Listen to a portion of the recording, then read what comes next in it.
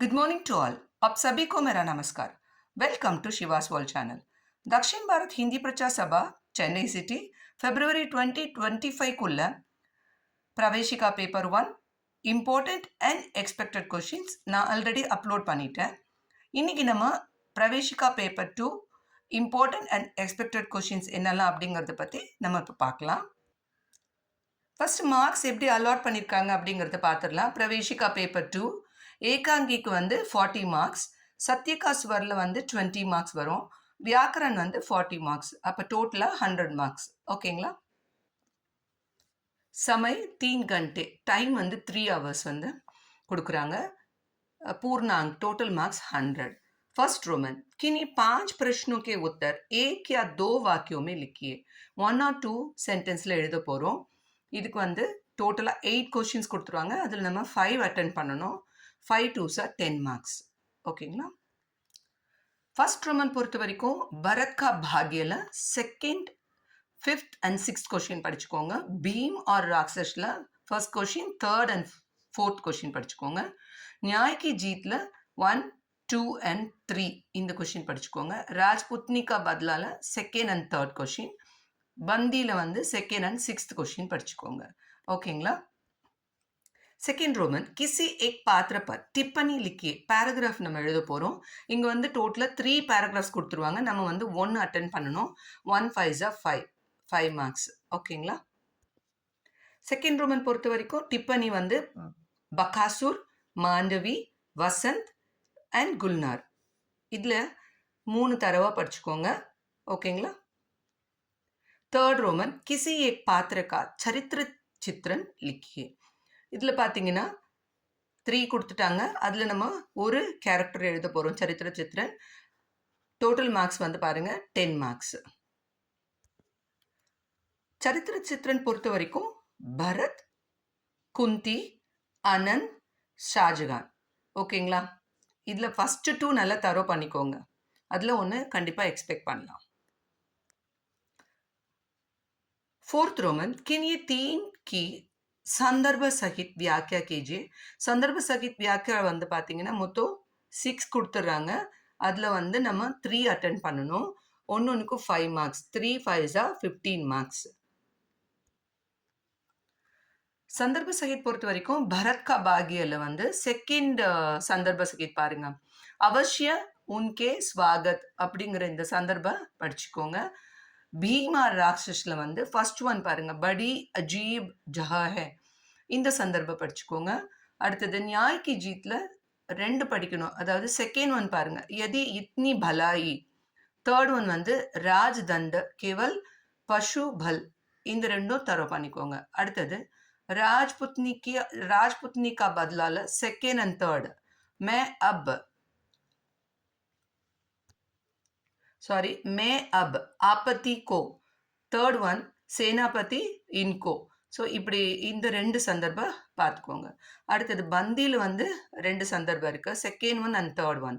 தீவாரே பனாயி ஜாத்தி ஹே, குதா கா தியா ஹுவா, இந்த 2 சந்தர்ப்பமும் படிச்சுக்கோங்க. ஓகேங்களா? ஃபிஃப்த் ரோமன் கின்கி 2 பர் டிப்பனியா லிக்கியே. பேராகிராஃப் எழுத போகிறோம்.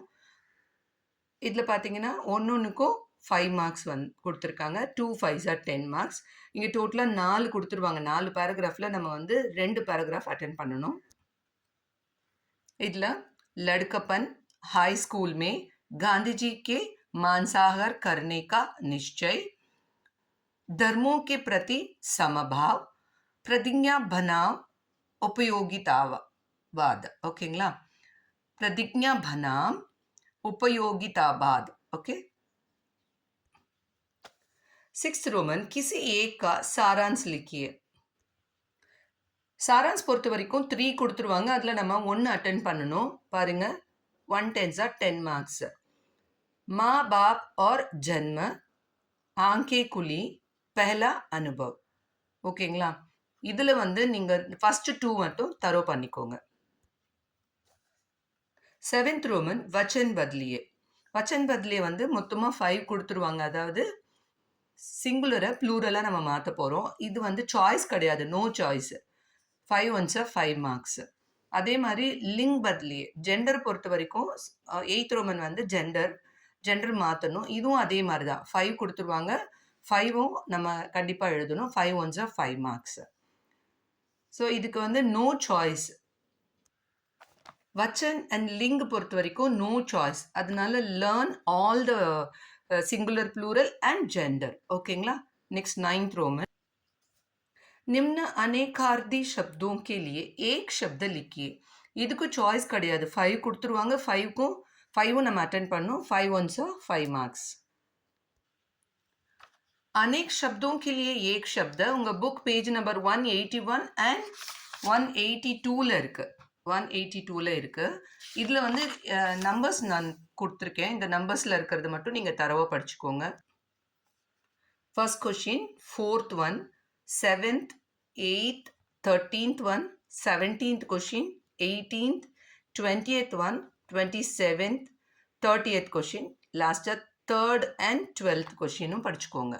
ஓகேங்களா? இதில் 5 கண்டிப்பாக நீங்கள் எக்ஸ்பெக்ட் பண்ணலாம். 10th रोमन किन्हीं 5 प्रश्नों के उत्तर एक या 2 वाक्यों में लिखिए. இது வந்து grammar question answers, short answers. ஓகேங்களா? ஷார்ட் ஆன்சர்ஸ் வந்து டோட்டலாக 8 கொடுத்துருவாங்க. இதில் நம்ம 5 கொஸ்டின்ஸ் அட்டன் பண்ண போகிறோம். 5 2s 10 மார்க்ஸ்.